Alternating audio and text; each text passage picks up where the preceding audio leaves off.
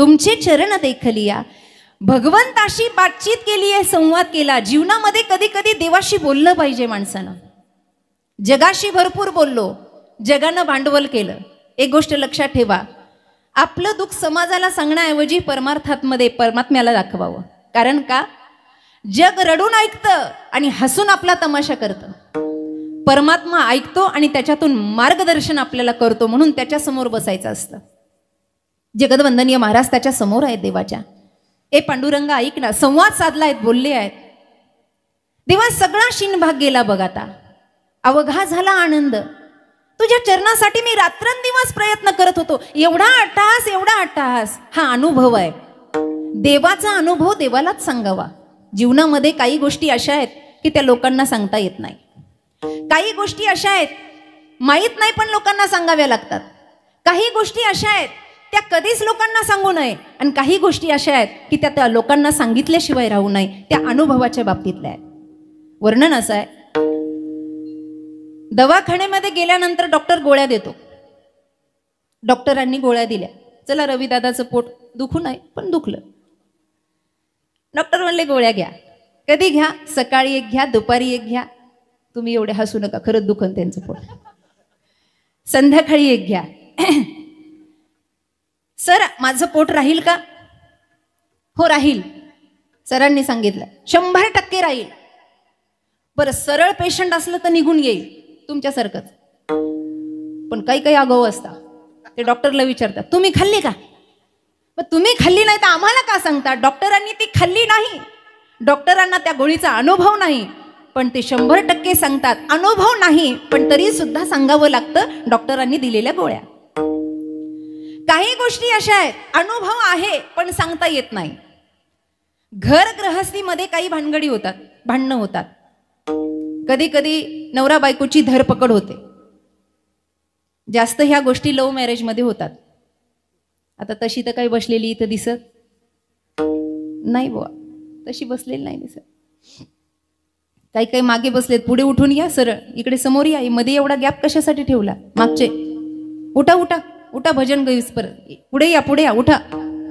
मला मराठीच येते ना दादा. उठा सगळे. या या या. विठ्ठल विठ्ठल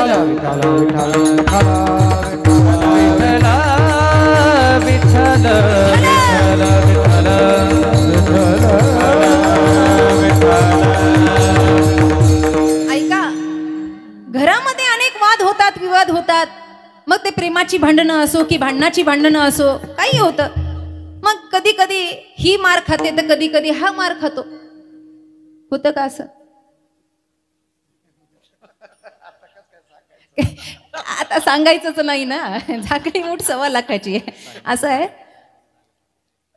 शेजारी शेजारी जोडीला राहता आणि त्या अलीकडच्या शेजाऱ्याने बायकोला विचारलं का ग म्हणे त्यांच्या घरातून हसण्याचा आवाज येतो म्हणे. एवढ्या दिवसाचा आपला संसार आहे म्हणे, त्यांना विचार तरी ते हसतात का म्हणून. एवढी काय गोडी गुलाबी आहे त्यांच्यामध्ये. तिनं नदीवर कपडे धुता धुतात त्या बाईला पकडलं बा. नदीवर जेवढ्या गप्पा मोकळ्या मनानं होतात तेवढ्या कुठं होत. आणि काही काही बायांनी PhD केलेली असती. एका तरी बाईला रडायला लावल्याशिवाय जाणार नाही, हे नदीवरचं भांडण असतं. आणि मग ती म्हणली का ग तुमच्या घरातून अर्ध्या रात्री कधी कधी मध्येच हसण्याचा आवाज येतो. काय एवढा गोडी गुलाबीचा संसार आहे, त्याचा प्रसाद तरी आम्हाला दे, त्याचं वचन तरी आम्हाला सांग, काही नियम तरी सांग म्हणजे आमच्याही जीवनात हसू येईल. ती म्हणली हा गैरसमज आहे. म्हणली कसं काय? भांडणं लागले की ते मला भांडं फेकून मारतात, मी त्यांना भांडं फेकून मारते. त्यांचं चुकलं की ते हसते तर माझं चुकलं की मी हसते. लक्षात आलं? या सगळ्या गोष्टी घरामध्ये होतात. कधी कधी घरामध्ये भांडे घासण्याची वेळ आहे. काही जण आम्ही डोळ्यानं पाहू नये, मग ते काहीतरी विग्रह करायचा, काहीतरी लपवालपवी करायची. अनुभव आहे पण आज हा वादविवाद झाला हे जगात सांगता येत नाही. तिसरी गोष्ट अशी आहे, माहिती आहे पण सांगायचं नाही. आपलंही नुकसान, दुसऱ्याचंही नुकसान. आत्महत्या प्रकरण, विष प्राशन करणं, फाशी घेणं, जीव देणं, याबद्दल बरंच ज्ञान आपल्याला असतं. कसं काय केल्यानंतर जीवाचं बलिदान होईल, पण सांगायचं नाही आणि आत्मसातही करायचं नाही. त्या दोन्हीमध्ये आपलं नुकसान आहे, त्याचंही नुकसान आहे. पण चौथी गोष्ट महाराज म्हणतात महत्वाची आहे, ती जगाला सांगावीच. कोणती सांगावी? जेव्हापासून कळतं, उमजतं, तेव्हापासून मी किती हरिभजन केलं आणि त्या हरिभजनातला मला काय अनुभव आला, हा लोकांना निश्चितपणानं सांगावं. अनुभवाला, कोणता परमार्थाचा? आता मला सांगा, तुकोबराय एवढा अनुभव आपल्याला आहे का? ग्रहस्थी जर दोघ जण भेटले तर चर्चा ही फक्त ग्रहस्थ जीवनाची आहे. साधू से साधू मिले तो होवे दो दो हाथ, किंवा होवे दो दो बात, और दुर्जन से दुर्जन मिले तो खावे दो दो लात. जर दोन्हीही दुर्जन असतील तर त्यांच्यामध्ये संवाद होत नाही. 4 मिले 64 खिले, 20 रहे कर जोड. हरिजन से हरिजन मिले तो विकसे 7 करोड. 3.5 याचे 3.5 त्याचे. हा संबंध जर आला, बरं मला सांगा, आपण आता इतके एवढ्या दिवसाची इथं आईची उपासना करतो, परमार्थ करतो, निदान देवाजवळ दिवा जरी लावला असेल, हरिपाठ घेतला असेल, काय असा एखादा दृष्टांत आहे का? आपल्या स्वप्नामध्ये पांडुरंग आला, आपल्याला वाचवलं, आपल्याला काहीतरी स्वप्न दृष्टांत दिला, असं कधी झालं का? पुरुष मंडळ, जांभळी देताना निदान तोंडाला हात तरी लावा. मला झोप येते बरं, कारण पुण्याकडे 7 ते 9 कीर्तन आहे, झोपाच्या टायमाला कीर्तन चालू झालंय. एवढा थोडी अनुभव आहे का? अनुभव येण्यासाठी आम्ही किती रुजलोय. जो अनुभव महाराज अभंगामध्ये सांगतात, जगतवंदनीय तुकोबरायांचं जीवन डायरेक्ट असंच सुरू झालं नाही की बस आता माझ्या वडिलांची मिराशी का देवा म्हणून लगेच कंबर बांधायचं, विना हातामध्ये घ्यायचा आणि कीर्तन प्रारंभ करायची. अनुभव सांगण्यासाठी आधी काहीतरी करावं लागतं. त्यांनी आधी केलं आणि मग जगाला म्हणेचा कोणी सांगे बद अनुभव माझा अनुभव आहे अनुभव म्हणेचा कोणी सांगे बद अनुभव माझा अनुभव आहे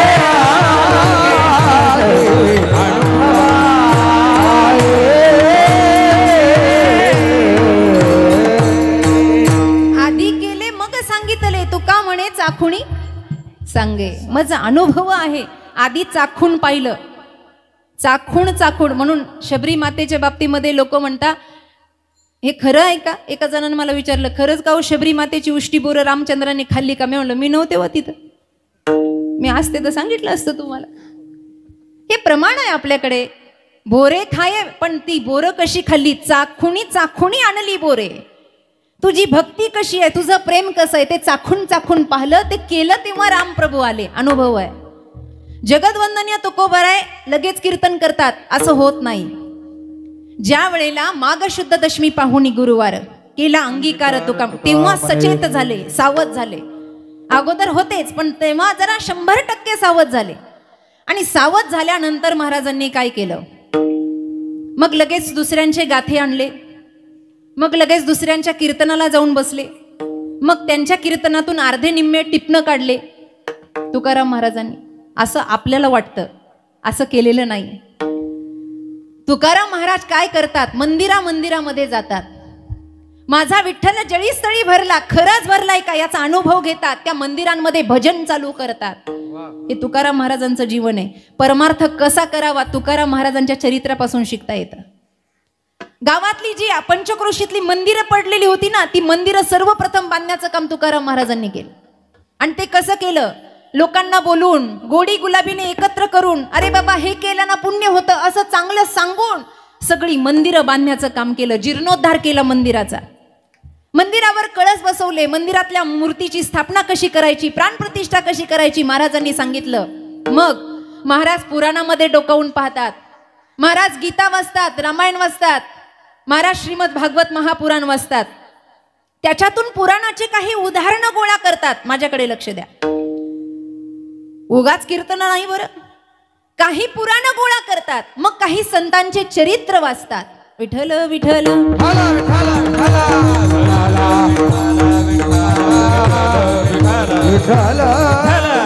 आदरणीय आबांचं आगमन झालंय. धन्यवाद. पुन्हा एका सोने पे सुहागा, पुन्हा एका साखरेमध्ये गोडीत वाढ झाली. ऐका, कुठपर्यंत आलो होतो आपण? मंदिरं बांधतात, मग भागवत वाचतात, पुराण वाचतात, पुराणाची प्रमाण डोळ्यासमोर ठेवतात. कैक उदाहरणं अशी आहे, त्याच्यामध्ये महाराजांनी सांगितलं, तुका म्हणे नाही विश्वास ज्या पहावे. हे का सांगितलं? त्यांनी वाचलं म्हणून सांगितलं. ते डायरेक्ट कीर्तनकार झाले नाही, त्यांनी हे सगळं वाचलं. मग काही संतांची चरित्र वाचायला घेतली. संतांचं चरित्र कसं झालं, नामदेवराय कसे घडले, माऊली ज्ञानोबराय कसे घडले, या चरित्रातून मला अनुभव कसा येईल याचा ध्यास धरला. आणि मग विठ्ठल अनुग्रही होऊन दिवस रात्र चिंतन केलं. आणि मग कुठेतरी बुद्धीमध्ये भांडवल तयार झालं की मी आता या पांडुरंगाचं गुणगान करावं आणि मी अभंगाची गाथा रचावी. हा आहे तुकोबारायांचा परमार्थ. मंदिरामध्ये जर गेले ना तर तुकोबारायांनी धाय मोकलून रडावं, देवा मन तळमळ करत होतं इथपर्यंत येऊस तर तरी जीवन जगतो की नाही. कारण का, तुझी आस लागली होती तुझ्या रूपाची, माझं मन सारखं ध्यास घेत होतं तुझ्या रूपाकडे पाहायचं. आता आलो देवा, आलो.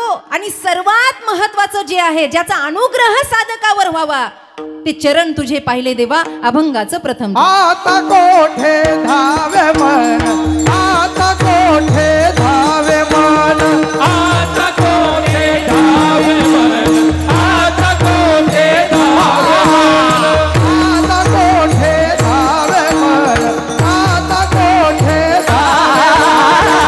आता कोठे धावे मन, आता कोठे धावे मन. चरण देखलिया, तुमचे चरण देखलिया, भाग गेला सीन गेला, भाग गेला सीन गेला, भाग गेला सीन गेला, भाग गेला सीन गेला. तुमचे चरण देखलिया, तुमचे चरण देखलिया, भाग गेला सीन गेला, भाग गेला सीन गेला, भाग गेला सीन गेला, भाग गेला सीन गेला.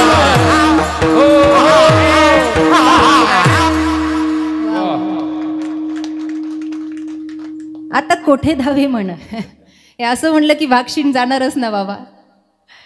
आता कोठे धावे म्हण, अरे इतकं इतकं आघाव हे म्हण आहे. कृत यह मन की अटपटी झटपट लखे नकोय, झटपट लख जाए तो चटपट दर्शन होय. महाराज वर्णन करतात. तुझे चरण पाहिले आणि हे विक्षिप्त मन क्षिप्त झालं. काय अनुग्रह आहे तुझ्या चरणाचा. खरं सांगू माईबाप, ज्याचं आचरण पवित्र आहे ना, त्या भगवंताचे चरण फार अनुग्रही आहे. कधी मंदिरात गेलं ना तर सर्वप्रथम चरण पाहिले पाहिजे. आपण गेलो की तोंड पाहतो. बरं, काही काही तोंडही पाहत नाहीत, नीट डोळे झाकून घेतात. मला आतापर्यंत कळलं नाही देवासमोर गेलं डोळे का झाकायचे संकेत महाराज. स्वामीजी म्हणायचे, बाळ, मी एकदा स्वामीजी म्हणजे स्वामीजी लोक मंदिरात गेला डोळे का झाकतात. ते म्हणले, बाळ तू शाळेत गेली होती. म्हणले हो. वर्ग शिक्षक आल्यानंतर एखादा खोडकर विद्यार्थी असला, खोडसळ, आणि त्याला माहिती आता माझं नाव येणार आहे फटके खायला, म्हणून ते सरांच्या पुढे डोळे झाकून उभा राहतात. जे मंदिरात गेल्यावर मान खाली घालतात आणि डोळे बंद करतात ना, समजायचं काहीतरी चुकलेलं आहे, काहीतरी अपराध झालेला आहे. अरे त्याला पाहायला आलो ना, मग त्याला डोळे भरून पाहायचं. कारण संत तुला पाहायला आले आणि देवच होऊन गेले. तुझ देव पाहावयासी आलो, लाली मेरे यार की जित देखूं उत लाल, लाली देखन मैं गई तो मैं भी हो गई लाल. त्याला पाहिलं की आनंदच मिळतो महाराज. दुःख निघून जातं. अनंत जन्मीचे विसरलो दुःख. पुढचं महत्वाचं आहे. पाहता तुझे मुख पांडुरंगा. ए देवा, तुझं मुख पाहिलं ना अनंत जन्माचं, त्याच्याकडे बघावं. काय महिमा वर्णू आता सांगणे किती हो, कोटी ब्रह्म हत्या मुख पाहता जाती, कोटी ब्रह्म हत्या मुख पाहता.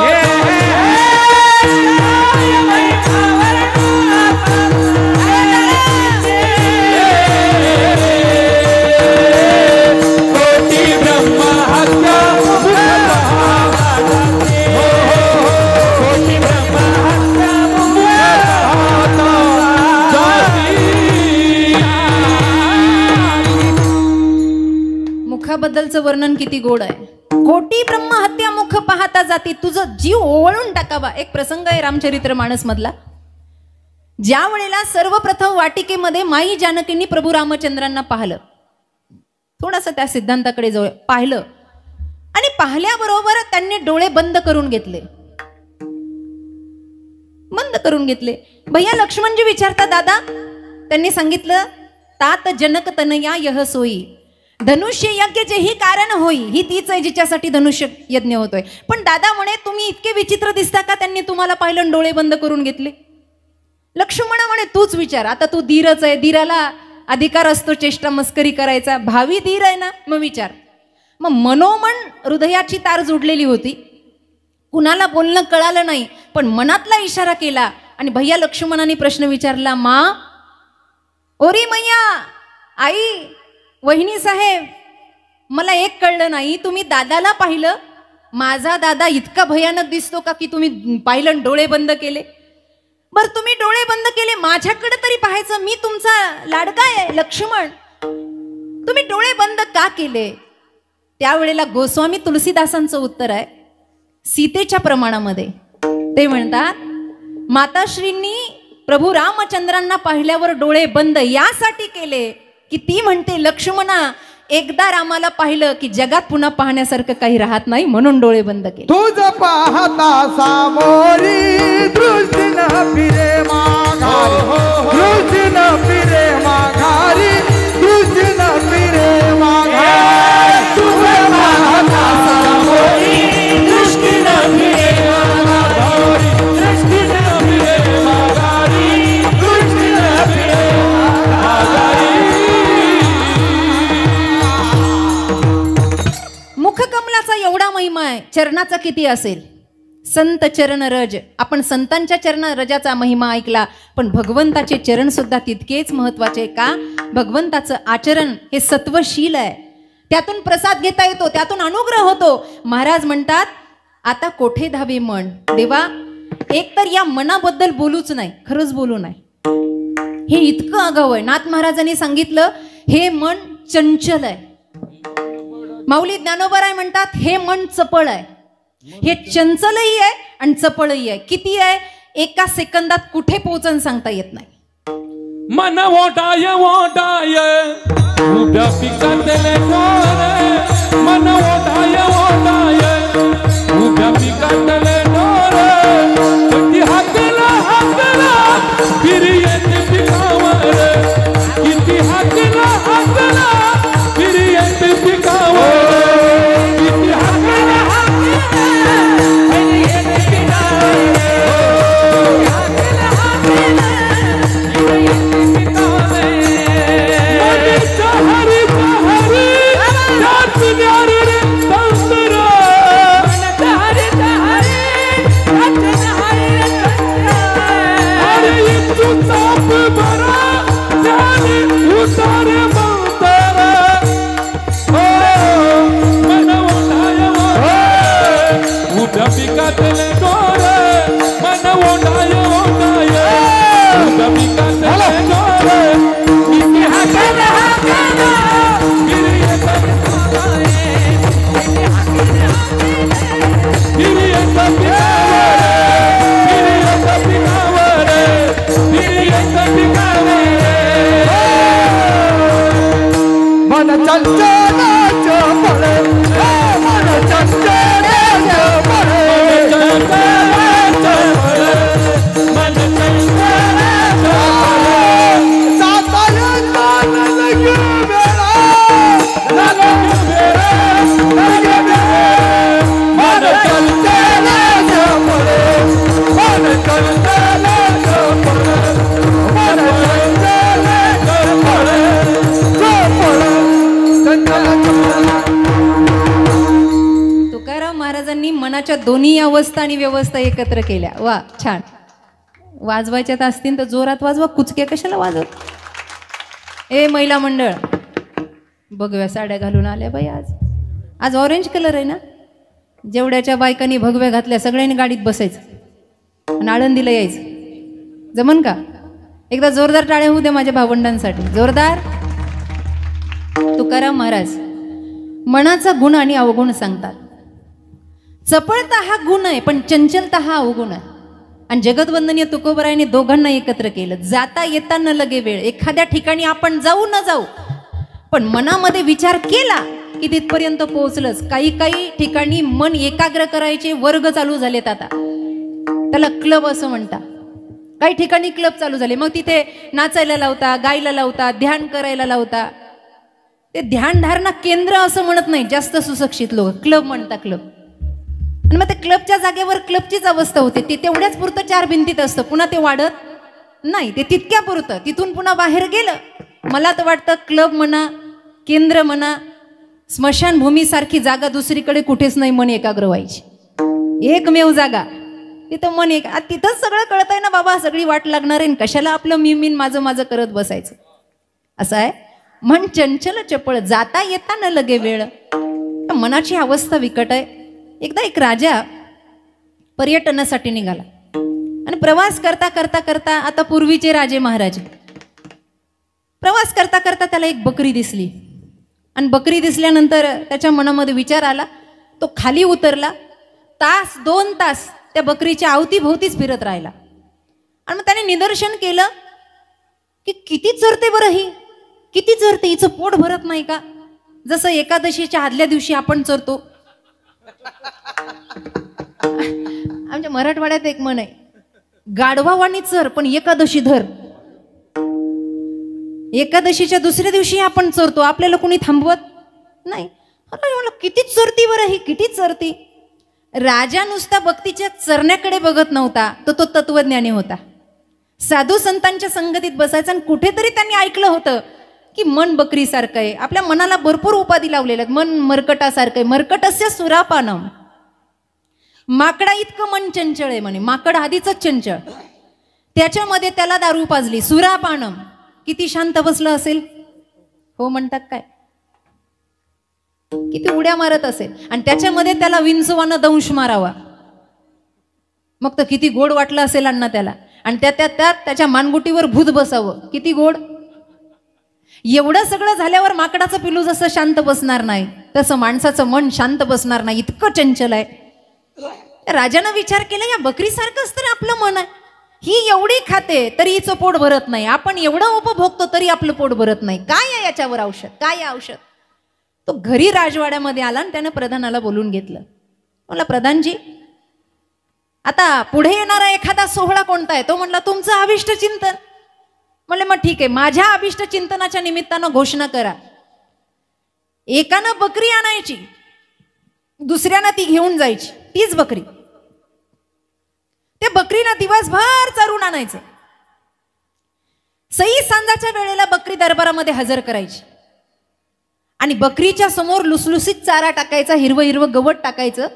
त्या बकरीनं एक सुद्धा तिनका उचलला नाही पाहिजे अशी बकरी चरून आणायची. एवढं खाऊ घालायचं तिला दिवसभर की तिनं संध्याकाळी काही खाल्लं नाही पाहिजे. आणि जर खाल्लं तर 100 असुडांचे वार, कोडे त्या माणसाला सहन करावे लागतील. आता राजाच्या हातून कोडा सहन करायचा म्हणजे साधी गोष्ट आहे का? प्रधान म्हणले, चांगली योजना आहे. अभिष्ट चिंतन सोहळ्याच्या निमित्ताने घोषणा केली.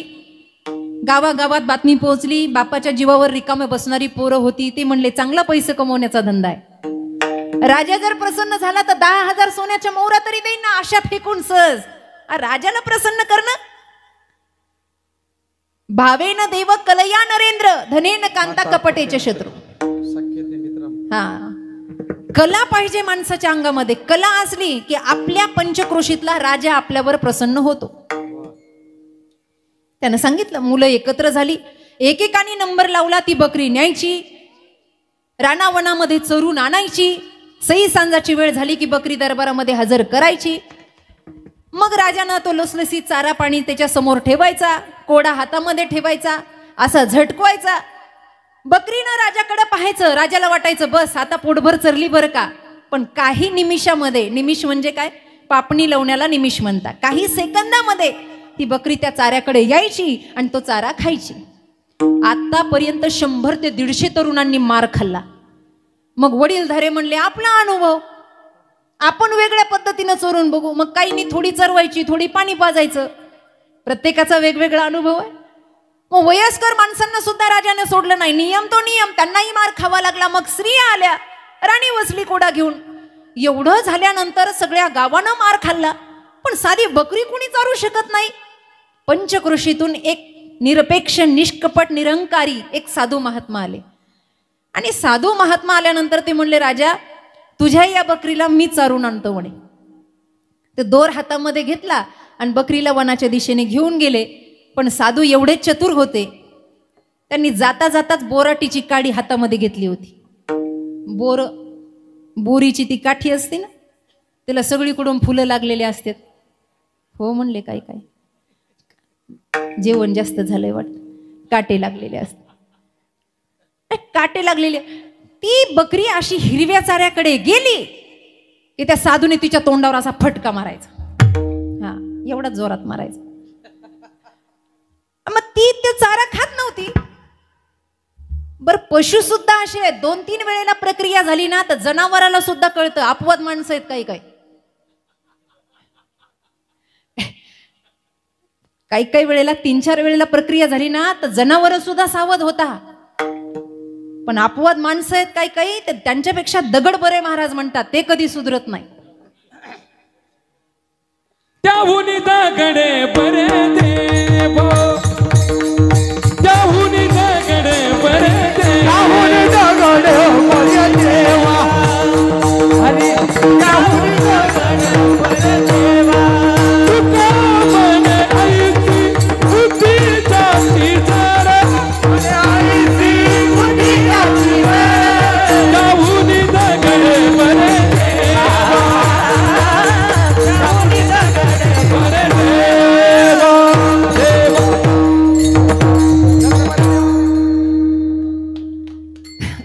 ज्याची बुद्धी जड आहे त्याहून दगड बरं. म्हणून परिणाम रेड्यावर झाला पण माणसावर होत नाही. आधी त्याच्यावर प्रयोग झाला, मग माणसावर हळूहळू व्हायला लागला. ऐका, बकरीला 4-5 वेळेला ठोके बसले. ती काय त्या घासाकडे त्या चाऱ्याकडे जात नाही. भर दुपार झाली, तिच्या पोटामध्ये तिनका नाही, तरी सुद्धा ती त्या घासाकडे बघत नाही. सई सांजाची वेळ झाली, काही भागातून थोडं थोडं रक्त निघायला लागलं. साधू दयावान होते, ते म्हणले बस झालं आता, आजच्या पुरतं बस झालं, फक्त राजाला दाखवून द्यायचंय. कारण राजानं हा पण का म्हणला हे साधूला कळालं, जनतेला कळालं नाही. साधूला कळालं, कारण ते तत्वज्ञानी होते. महलामध्ये आल्यावर हे समाज जमला. ते म्हणले, अहो थोरा मोठ्यांनी कोडे खाल्ले, आता हा भगव्या कपड्यावाला साधू, यालाही मार खावा लागणार का? साधू बाबा म्हणले, मार खाईन तो साधू कसला? लोकांना वाचवतो तो साधू, ज्यानं साधवलंय ते साधू. मला तो कशाला? म्हणलं, महाराज बकरीच्या समोर चारा टाका. बकरीच्या समोर चारा टाकला. तासन तास वाट बघितली. रात्र होण्याची वेळ आली, पण बकरीनं चाऱ्याचा एकही तिनका उचलला नाही. राजा उठला आणि साधूच्या चरणी प्रणिपात केला. सगळ्यांनी वाहवा केली. साधू महाराज जिंकले. आता काय भेटेल त्यांना? म्हणले, महाराज काय देऊ तुम्हाला, काय द्यावे तुम्हाला, काय देऊ आता? हे सगळं तुम्ही आम्हाला करून दाखवलं. बकरी चारली. ते म्हणले, राजा मला माहिती आहे मन एवढं चंचल आहे, हिचं पोट भरत नाही, मनाचं पोट भरत नाही, यासाठीच हा अट्टाहास आहे ना? म्हणे हो. मग ऐक म्हणले, तुझ्या माहितीसाठी सांगतो, तुला वाटत असेल की हिला मी भरपूर खाऊ घातलं, तर आज सकाळपासून ही उपाशी म्हणले, हिच्या पोटात एकही तिनका नाही. अहो म्हणले, तरीही मन गेलं नाही? काही नाही म्हणले, माराच्या भीतीनं तिनं घास चाऱ्याकडे जसं पाहिलं नाही, तसं मनावर सत्संग कीर्तनाच्या माराचे आघात झाले, भगवंत दर्शनाचे आघात झाले की मन त्या विषयाकडे वळत नाही. विठ्ठल विठ्ठल विठ्ठल विठ्ठल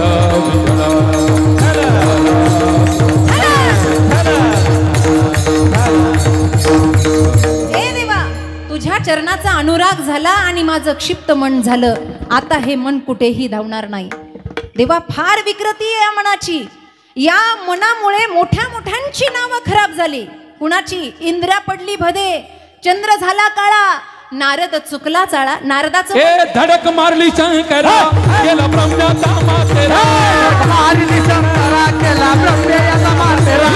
चंद्राची दाखवणारा लाविला गेले, तो केवळ पैशाने येडकामध्ये, तो केवळ पैशाने येडकामध्ये, तो केवळ पंचानन येडकामध्ये, तो केवळ पंचानन येडकामध्ये.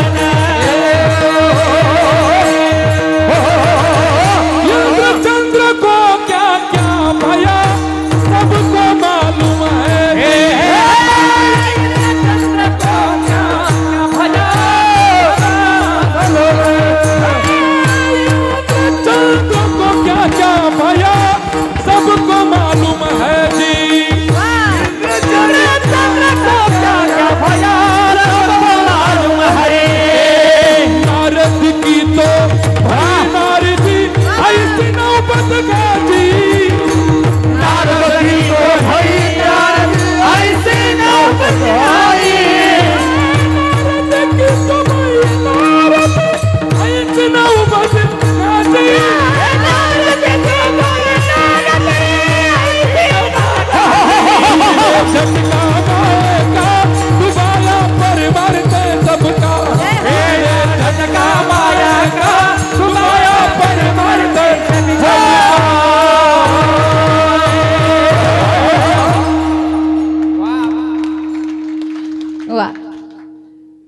झटका माया का, पण हे माया ग्रासित करते मनाला.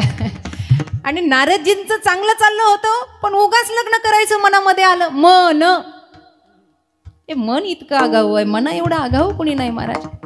पण असं आहे, माशी सगळ्या पदार्थावर बसते, विस्तवावर बसत नाही. तिला माहिती आहे विस्तवावर बसलं की आपली राखच आहे. तसं मन सगळीकडे फिरल, पण परमार्थात लागायचं म्हणलं, टिकायचं म्हणलं ते नाही म्हणतं. कीर्तनात शरीर असतं, मन बसत नाही. मन बसलं, कबीर महाराज तर याच्याही पुढे सांगतात, कीर्तनात बसल्या बसल्या, भजनाला बसल्या, काही काही लोक उपासना करतात.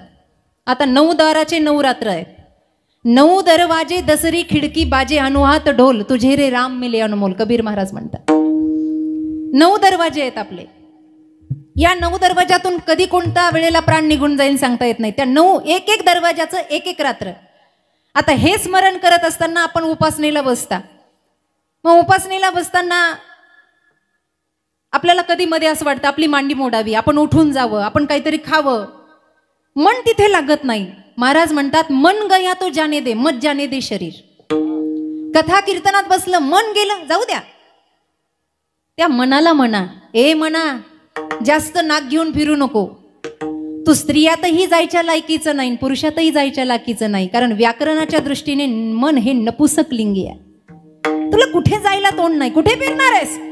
आणि जिथे फिरायचं जा, गावाच्या चपला गोळा कर, मनाला म्हणायचं. तुम्ही नाही जायचं, पण तुला काय करायचं ते कर.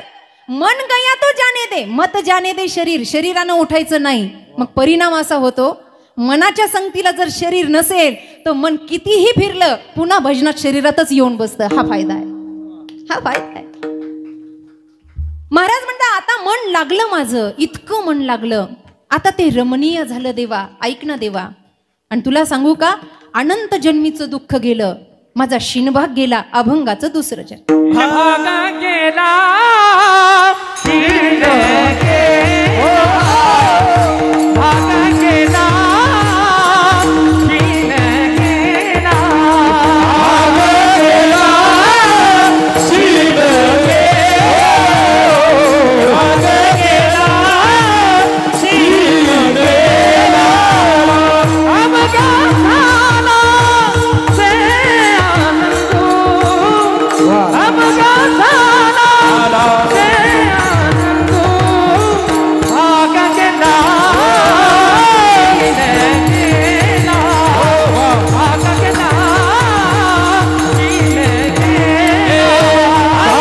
गेला, शिन गेला, भाग गेला, शिन गेला, भाग गेला, शिन जितक्या सोप्या पद्धतीमध्ये आपण ते गातो, जितक्या सोप्या पद्धतीमध्ये आपण ते ऐकतो, तितक्या सोप्या पद्धतीत भाग शिन गेला नाही बरं त्यांचा.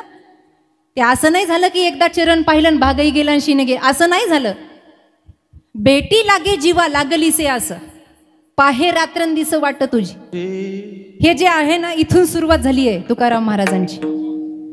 आणि तिथं गेलं, लागलं, बस झालं काम, असं होत नाही. तिथं ते रमलं पाहिजे, तिथं ते गुंतलं पाहिजे, वेडा झाला पाहिजे मनुष्य. तुकोबर आहे, वेडे झाले वेडे. जीवनातलं सगळं दुःख कमी झालं, भाग निघून गेला, शिन निघून गेला. अवघा आनंद कधी होतो माणसाच्या जीवनात? असं काय कमवलं म्हणजे अवघा आनंद झाला सांगा मला. गृहस्थ जीवनामध्ये कधी अशी कोणती गोष्ट तुमच्या लक्षात आली की अवघा झाला आनंद? झालंय असं कधी? बळजबरीनं होईना मानत हलवा, असं झालंच नाही कधी. आम्ही नेहमी सांगत असतो, एखादा क्षण असा आठवा, जीवनातला एक क्षण असा आला पाहिजे की मी एखाद्याच्या टपरीवर गेलो, मला करमलं नाही हो, आज दिवसभर झालो मित्राच्या टपरीवर गेलो नाही, अहो दिवसभर झालो आज गावच फिरलो नाही, अहो अख्खा दिवस गेला पण आज कधी कुणाची उचापतीच केली नाही. याच्यापेक्षा एक दिवस असा यावा, अहो आज हरिपाठ घेतला नाही ना, मला करमतच नाही, अहो आज भजनामध्ये माझं मन रमलं नाही ना, मला करमतच नाही, आज देवाला पाहिलं नाही ना देवघरातल्या, मला करमत नाही. अवघा झाला आनंद कधी होईल? कधी उपासना, नवरात्र उपासना चालू आहे, दरवर्षी आपण कीर्तन ऐकता. हजारोच्या संख्येनं कीर्तनकारांची वाढ व्हायला लागली आहे, स्पष्ट बोलते. पूर्वीच्या काळामध्ये एवढी कीर्तनकार मंडळी नव्हती, मोजकी होती आणि ती त्यांच्या आचरण पद्धतीनं, परंपरा पद्धतीनं असायची. आता रोज नवीन एक कीर्तनकार आहे, रोज नवीन एक जण चिंतन सांगतो. तुम्ही म्हणता तुझं काय पोट दुखायला लागलं काय? माझं पोट नाही दुखत. कुठेतरी त्यातला एखादा सिद्धांत आपल्या मनाला आवडतो का? एखादी साधना त्यांची परिपक्व झाली आहे का? त्या साधनेबद्दलचं ज्ञान त्यांनी आपल्याला सांगितलंय का? आपण त्या मार्गाला गेलो का? पण आताच्या वर्तमानाच्या प्रवाहामध्ये फक्त ते असं झालंय, गर्दीच्या लोटामध्ये एखादा सुकडा माणूस कसा लोटल्यानं पुढं लोटत जातो तसा परमार्थ चाललाय म्हणून चाललंय, करतोय म्हणून करतो. आमच्या वडिलांनी केलं, बस तेच आम्हाला करायचं. देवा ही माझी मिराशी, ठाव तुझे पायापाशी, असं म्हणताना तुकोबरायांचं वचन किती अनमोल आहे. किती किती प्रयत्न करावे लागले असतील, किती अट्टहास करावा लागेल, केल्याशिवाय त्यांना प्राप्त झालं नाही. आइन्स्टाईन नावाचा एक शास्त्रज्ञ होता.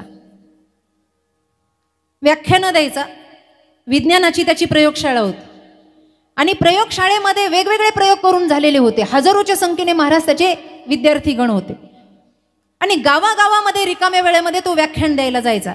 उदाहरण नीट ऐका, मला तुकोबांचं सांगायचंय. आणि मग एक दिवस दिवाळीचा काळ होता आणि पर्व काळाच्या निमित्तानं एका कोसो अंतरावरच्या गावावर व्याख्यानमाला ठेवलेली होती आणि यांनी आधीच शब्द दिला होता की मी व्याख्यानाला येईल. आता नेमकं असं झालं, थंडीचे दिवस, दिवाळीचा काळ, व्याख्यानाला जायच्या अगोदरच हे आजारी पडले. बरं, आता तिथेही सगळी गर्दी, नुसती नावाने गर्दी. पूर्वीचे वक्ते असे होते की महाराज नाव ऐकलं, हा समाज एकत्र. आता महाराज पाहायला एकत्र होतोय. पहिले नाव यांचं काहीतरी चिंतन झालंय, चला आपण काहीतरी ऐकूया. एवढी गर्दी, एवढा समाज. पूर्वीच्या काळात ते टेलिफोन होते, ऑफिसला फोन आला, महाराज अर्थात सर तुम्ही लवकर या, व्याख्यानाला सुरुवात करायची. त्यांनी सांगितलं, हो ताप भरलाय, हो काही करा, लोकांना फक्त तोंड दाखवा, पण तुम्ही या. बसले एका खुर्चीवर चिंताग्रस्त बसले. कसं जावं बा, एवढा ताप आहे, थंडी वाजते, बोलता येईना. गाडी चालवणारं होतं ना, ते आलं, शिष्यच होता तोही, आणि त्यानं बरेच व्याख्यान ऐकलेले होते. तो म्हणला, सर तुम्ही चला. आता म्हणले चला म्हणणं सोपं आहे, पण पुढचं? तो म्हणला मी आहे ना. मी आहे म्हणजे? तो म्हणला मी करतो ना व्याख्यान. सर म्हणले तू? हो म्हणे मी व्याख्यान करतो. एवढ्या दिवसाचं तुमचं ऐकलं, 50% तर येत असं ना मला. संगशील या गाव तुम त्याच्याकडनं पाहू बस. विठ्ठल विठ्ठल विठाल विठाल विठाल विठाल विठाल. काहीतरी येत असं ना मला, काहीतरी तुमचं चाल ढकल करतो. तुम्हाला अर्ध्यात बरं वाटलं तर तुम्ही उठून बोला, नाही तर मी सगळं धकवून घेतो. बघ बरं म्हणले, मी कधी तुझं ऐकलेलं नाही. तो म्हणला आज ऐकून बघा. तेवढं मी करू शकत नाही म्हणल्यावर काय आहे. आता असं झालं, तो म्हणला सर एक रिक्वेस्ट आहे फक्त. काय? माझे कपडे तुम्ही घाला आणि तुमचे कपडे मी घालतो. ठीक आहे म्हणे. आज चालवायला, गाडी चालवायला दुसरा नेऊ म्हणले, काही हरकत नाही. सर मागे बसले, हे शेजारी बसलं, गाडी चालवायला एक जण गेले. फटाक्याच्या धुरांमध्ये, लढींमध्ये स्वागत सत्कार झाला. हे तर रडायच लागलं, सर तुमच्यामुळं बघा किती झालं. सर म्हणले भांड फोडू नको, जमतंय का बघ अजूनही, नाही तर इथून माग लोक दगड मारतील म्हणे. सर दगड मारू देणार नाही, काही होईल पण मी करणार म्हणले व्याख्यान. व्यास मंचावर गेले. व्यास स्टेज असं सजलेलं होतं सगळं. एवढं थाटामाटात सत्कार झाला. याला कधी एवढे फुलाचे हार घ्यायची सवय नव्हती. एवढा सत्कार सोहळा स्वीकार. हे आपलं आताची घडी कोपऱ्यात उभं राहायचं. मग त्यानं खुणवलं. सर म्हणे तुम्ही जाऊ नका, तुम्ही इथं बसा. सरला असं बसवलं. आता ते साध्या बोळ्या कपड्यावर सर बसलेलं आणि हे चांगल्या कपड्यावर उभं राहिलं माईक जवळ. आणि मग सुरुवात ते अंत असं खाडखाड कॅशेट लावल्यावानी बोललं आणि एवढ्या टाळ्या पडल्या त्याच्या बोलण्याला. सर गदगदीत झाले. म्हणले बघा याला म्हणतात म्हणे समयो जाना समय. काय समय साधला म्हणे यानं, माझी जागा पूर्ण केली. आज माझं नाव खराब झालं असतं म्हणले एवढ्या सगळ्या माणसासमोर. सरांच्या व्याख्यानापेक्षा टिबल टाळ्या याच्या व्याख्यानाला पडल्या आणि एवढा गाजावाजा झाला. हा लोक म्हणले काय व्याख्यान केलं सरांनी. कुणी पाहिलेलं नव्हतं, फक्त फोनवरचा संपर्क होता म्हणून सगळं जमलं. ते व्याख्यान झालं, याला घाम फुटला आणि हा घाम पुसत खाली बसणार. त्या व्याख्यानामध्ये सगळेच साधे बोळे नव्हते, 3 विज्ञानाचे तज्ज्ञ बसलेले होते आणि त्यांनी हे सगळं व्याख्यान ऐकल्यानंतर ते स्टेजकडे आले आणि ते म्हणले सर आम्हाला एक शंका आहे. शंका म्हणलं की यांनी सरांकडं पाहिलं. म्हणे काय शंका आहे? विज्ञानाचा हा प्रयोग असा असा आहे, अणु रेणू वगैरे वगैरे. त्यांनी त्या शंका विचारल्या. याला कुठे येत आहे हे लागलं तर मम करायला. पण जाग्यावर याला एक युक्ती सुचली आणि तो म्हणला असे चिल्लर चाल्लर प्रश्न विचारित जाऊ नका. याचं उत्तर तर आमचा ड्रायव्हर देईन म्हणे. कोण असे काय चिल्लर चाल्लर विचारता म्हणे. हे खाली बसलेले आहेत ना, हे ड्रायव्हर आहे म्हणे आमचे, हे उत्तर देतील म्हणे. मला असे चिल्लर प्रश्नाचे उत्तर द्यायला वेळ नाही म्हणे. गेलो उठून निघून. यांनी शंका निरसन केलं. लोक म्हणले बघा, ज्यांचा ड्रायव्हरच एवढा हुशार आहे ते मालक किती हुशार असून ना आपण त्यांच्याकडे प्रश्न घेऊन गेलो म्हणे. हे सगळं झालं आणि सगळं झाल्यावर ते गाडीत बसलं. सर म्हणले अरे तुझ्यावरून हात फिरवाव, नजर काढावं म्हणे, काय जमलं तुला? तो म्हणला सर पण ते 3 प्रश्न नाही ना जमले. का रे म्हणे त्याचे उत्तर दिले नाही? तो म्हणला सर त्याचे उत्तर येत असते तर तुमच्या गाड्या कशाला धुत बसलो असतो. मी सुद्धा वैयक्तिक व्याख्यानं केली असती ना. तुम्ही काहीतरी सिद्ध केलं, काहीतरी प्राप्त केलं, काहीतरी अभ्यास केला म्हणून तुमचं नाव एवढं मोठं आहे. जगद्वंदनीय तुकोबरायांचंही असंच आहे. काहीतरी केलं, काहीतरी त्यातून सिद्धत्व आणलं आणि म्हणून देवाच्या चरणी एकाग्र झाल्यावर महाराज म्हणतात माझ्या जीवनातला शीन भाग आता निघून गेला. अवघा झाला आनंद. कधी आनंद होतो? जेव्हा परमात्मा प्राप्तीचा ध्यास संपूर्ण होतो तेव्हा माणसाला आनंद होतो. असं जर एखाद्याला विचारलं तुम्हाला आनंद झाला का, काही काही लोकांना आम्ही विचारतो तुमच्या जीवनात कधी आनंद झाला का, ते म्हणत असतात लग्नानंतर पहिल्यांदा मुलगा झाला आम्हाला आनंद झाला. आणि मग त्या आनंदाने तुम्ही काय केलं? गावभर पेढे वाटले, साखर पान वाटलं, सगळ्यांना वाटलं, कोणी सोडलं नाही. बर मग आता तो आनंद कायम आहे का? ते म्हणतात कसला आनंद? कार्ट नास्तिक निघालं, नसतं जन्माला आलं तर बरं झालं असतं. म्हणजे त्यावेळेला जो आनंद झाला तो आनंद आता नाही. आपल्याकडे येणारा आनंद हा चिरकाळाचा नाही, हा नश्वराचा आहे. शाश्वताचा आनंद जगद्वंदनीय तुकोबरायांना झाला. त्या आनंदाचं कारण अभंगाच्या 3ऱ्या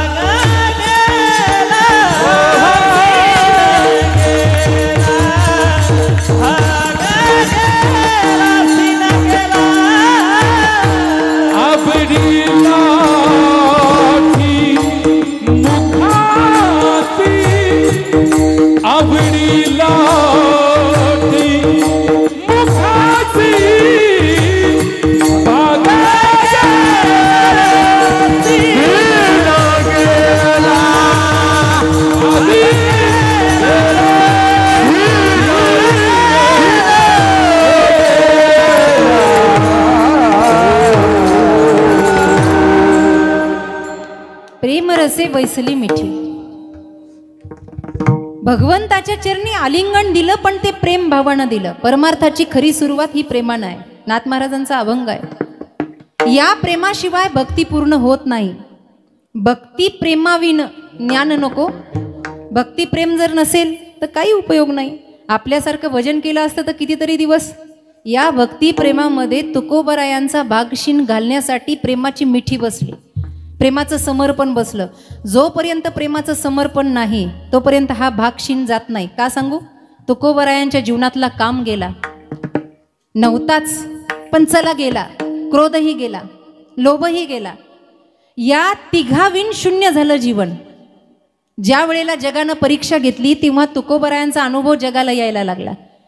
धर्म मार्तंडांनी वेगवेगळे प्रयोग केले तुकोबरायांना गुंतवण्याचे. एखादा व्यक्ती कशातच गुंतला नाही तर त्याला स्त्रीमध्ये गुंतवायचं, त्याच्या पाठीमागे काहीतरी कारण लावायचं. आणि म्हणून त्या मंजिरी नावाच्या वेशेला लोकांनी धन दिलं, गणी केला, सांगितलं. तुकोबरायाने सांगितलं अरे बाबा या छंदात आम्ही गुंतणारे नाही, जा ना बाई कशाला वेगळा प्रयास करते. तुकोबरायांच्या जीवनातला क्रोधही निघून गेला. एवढी लोक पाठी लागली, तुकोबरायांना राग आला नाही. तुकोबरायांच्या जीवनातला लोभ निघून गेला. त्रिविध तापाची झाली बोळवण, आपण दत्तात्रयाच्या आरतीमध्ये म्हणतो. हे सगळं गेलं. कामी ही जिमी पियारी जिमी, लोभी ही प्रिय जिमी दाम. तुकाराम महाराज म्हणतात, काम्याला काम प्रिय आहे आणि लोभ्याला धन प्रिय आहे, पण तुकारामाला फक्त राम प्रिय आहे. रामाशिवाय तुकोबराय जगू शकत नाही. संपूर्ण समर्पण बसलं. आणि एक गोष्ट लक्षात ठेवा, प्रेमाचं समर्पण बसल्याशिवाय भगवंत सुद्धा कृपा करत नाही. एक कथा सांगते, एकदा भजन करा. विठ्ठल विठ्ठल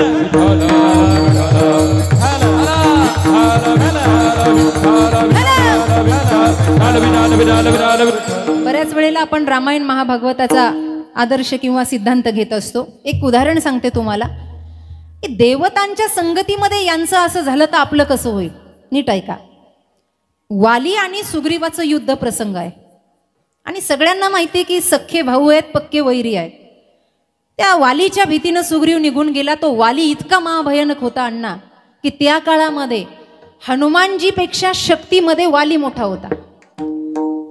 आणि जेव्हा रावण गाजावाजा करायला लागला ना, तेव्हा रावणाचं मुंडकं 6 महिने वालीनं काखेत दाबून ठेवलं होतं.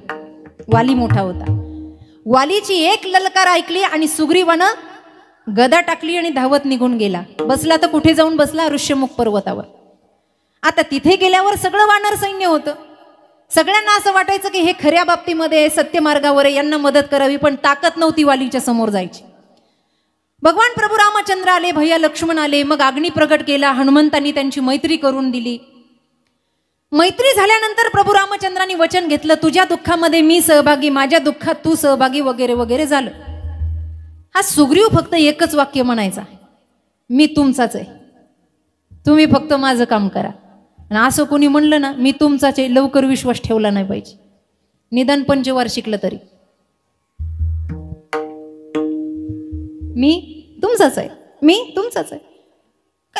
आपलं कुणी नसतं ना, मी तुमचाच आहे, मी तुमचाच आहे. राम म्हणले, का रे हनुमंता, हा तुमचा तुमचा म्हणतो, पण हा काही आपला नाही. म्हणले, तो तर सगळ्या देखत वाही देतोय, त्याला आनंद झालाय, तुमच्या चरणाचा अनुराग झालाय, तो एवढ्या बसून गप्पा मारतो. अरे म्हणे, अरे गप्पा मारणारी भरपूर पाहिलेत म्हणे. ठीक आहे म्हणे, प्रयोग करू. तयारी झाली युद्धाची. आणि भगवान प्रभू रामचंद्रांना वाली त्या सुग्रीवानं सांगितलं, तुम्ही येताय ना? म्हणे, हो येतो. धनुष्य घेतले, तर्कस घेतले, सगळं घेतलं. म्हणे चल. यानं ते वज्र घेतलं आणि हा पुढे निघाला, ते धनुष्य घेऊन मागे निघाले. आता बरंच पुढे गेल्यानंतर कधी कधी कुणाच्या तरी जीवावर उड्या माराव्या वाटतात. याला वाटलं हा आता भगवंत आहे आणि यांच्या जीवावर उड्या मारायला काय हरकत आहे. मोठ्या मोठ्यानं आवाज द्यायला सुरुवात केली, ए वाली, कहा छुपे बैठे हो, बाहेर आओ. वाली म्हणला, तारा, मी एखाद्या सांदीतून डोकावून पाहिलं तरी हे पळून जातं, आज याच्यात एवढं बळ कुठून आलं? काय आलं म्हणले बळ? ती म्हणली, बघा. समोर आला, दोघही भावंडांचं वज्रयुद्ध सुरू झालं.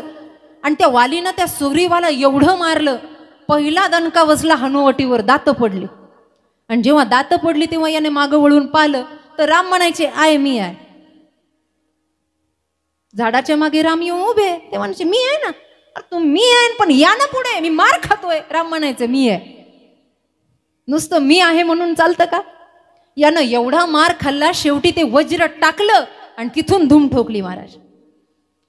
आता प्रभू रामचंद्र पोहोचण्याच्या अगोदर हा ऋष्यमुख पर्वतावर गेला. आणि तिथे गेल्यावर त्यानं सगळ्या वानर सैनिकांना सांगितलं, अरे काय राम राम करता म्हणे, आपल्या मनासारखं नाही झालं की आपण देवाला शिव्या देत असतो. काय त्या देवाचं घेऊन बसला, एवढं केलं पण आमच्या मनासारखं झालं नाही, आपण देवाच्या डोक्यावर खापर फोडतो. त्या सगळ्यांमध्ये एवढे मोठ्या मोठ्याने सुग्रीव बोलायला लागले की लक्ष्मणजीही पाहतच राहिले, हनुमानजीही पाहत काय भानगडे हा एवढा बोलतो. अरे म्हणले, काय राम, आणि कशाचं रघुकुल रीत सदा चली आई और प्राण जाई वचन न जाई, कशाचे म्हणे काय? अरे म्हणे, ते प्रांगण सोडून पळून आलो नसतो तर माझा जीव वाचला नसता म्हणे. बरं झालं म्हणे मी पळून आलो. प्रभू रामचंद्र नो टेन्शन, आपले डगमग हळूहळू मागून येत होते. आल्यानंतर त्यांनी ते सगळं भाषण ऐकलं आणि भाषण करून करून दमल्यानंतर सुग्रीवाला विचारलं, झालं का, अजून काही ओकायचं बाकी आहे? कारण एकदा आपल्याबद्दल कोणाच्या मनात किती वाईट आहे ते बाहेर आलं पाहिजे. अजून काही बाहेर यायचं बाकी आहे का? ते म्हटलं, एवढं बोलू नाही तुमच्यावर परिणाम. अरे परिणाम कसा? सुग्रीवा, मी मारायला आलो होतो का नव्हतो? अहो पण तुम्ही मारलं नाही ना. ते म्हणले मारू कसं? अरे तू आणि वाली दिसायला सारखेच. सुग्रीव आणि वाली हे दिसायला सारखे, तुम्ही दिसायला अगदी हुबेहूब सारखे आहात. मी निशाणा धरला, तर्कसातून बाण काढला, निशाणा धरला, पण तुला मारायचा का त्याला मारायचा? तुम्ही दोघंही दिसायला सारखे आहेत. बाण मारू कुणाला? आणि चुकून जर तो बाण तुला लागला असता तर मैत्रीतला विश्वासघात झाला असता का नसता? सुग्रीवाच्या पटकन लक्षात आलं आणि त्यांनी भगवंताचे पाय धरले. म्हणले देवा, माझ्या हे लक्षातच आलं नाही. बरं झालं म्हणे लक्षात आणून दिलं. उद्या आपण काहीतरी खून करू म्हणे की मी सुग्रीवन तो वाली. आता हे सगळ्यांना पटलं. बरं, जे वानर सैनिक होते ना तिथं बसलेले, सगळ्यांना पटलं. म्हणले हो खरंय खरंय. पण हनुमान फार चतुर. त्यांनी देवाला बाजूला घेतलं. ते म्हणले देवा, येड्यात काढायचं तर येणला काढा, मला काढू नका. प्रभू रामचंद्र म्हणले का रे? म्हणे तुम्हाला खरंच मला माहित नाही सुग्रीव कोणता आणि वाली कोणता? तुम्ही तर सृष्टीचे निर्माते आहात. तुम्हाला माहित नाही का वाली कोणता आणि सुग्रीव कोणता आहे? तुम्ही जाणून बुजून केलं ना. ते म्हणले अरे गड्यानो, हा फक्त म्हणतो तुमचा आहे. यानं माझ्यावर प्रेम केलं नाही, याने समर्पणही केलं नाही. ज्या वेळेला हा प्रेम करेल, समर्पण करेल, त्यावेळेला मी त्याचा आहे. आणि मग रात्री ही बातमी जेव्हा सुग्रीवाच्या कानावर गेली, ती मेली कंठ सुमनपई माला, एक माळ तयार करण्यात आली, ती सुग्रीवांच्या गळ्यात घालण्यात आली. आणि मग प्रभू रामचंद्र म्हणले ऐका रे, ज्याच्या गळ्यात माळ तो सुग्रीव आणि ज्याच्या नाही तो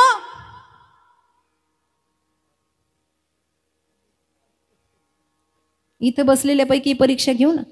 ज्याच्या गळ्यात माळ तो इमानदारीनं वरती हात करा बरं. कुणाकुणाच्या गळ्यात माळी आहे? करे रविवार जेना घालती तुळशी माळा, गोपी चंदन लाविती टिळा, शरण निगती गोपाळा,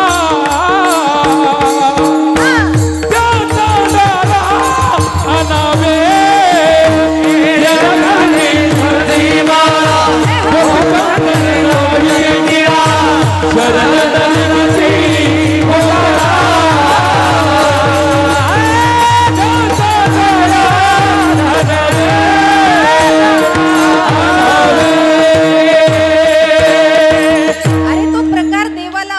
बाबा, आवडे देवासी तू ऐका प्रकार. नामाचा उच्चार तुळशी माळ गळा. मग ज्याच्या गळ्यात माळ नाही तो वाली. किती वाली बसलेत कुणास ठाऊक बाई. ज्याच्या गळ्यात माळ तो सुग्रीव. याचा अर्थ असा, गळ्यात माळ घेतली आणि मग ते भगवंताला म्हणतात देवा, मी तुम्हाला ओळखायला विसरलो, आता माझा अनुराग तुमच्या चरणाशी आहे. असं मागणं पूर्ण झालं आणि तिकडे भगवंतानी सुग्रीवाचं रक्षण केलं. याचा अर्थ असा आहे, जोपर्यंत प्रेमाची ही मिठी पडत नाही ना, भगवंताचं नाम मुखावर येत नाही ना, तोपर्यंत अवघा झाला आनंद. कारण संकटच दूर होत नाही.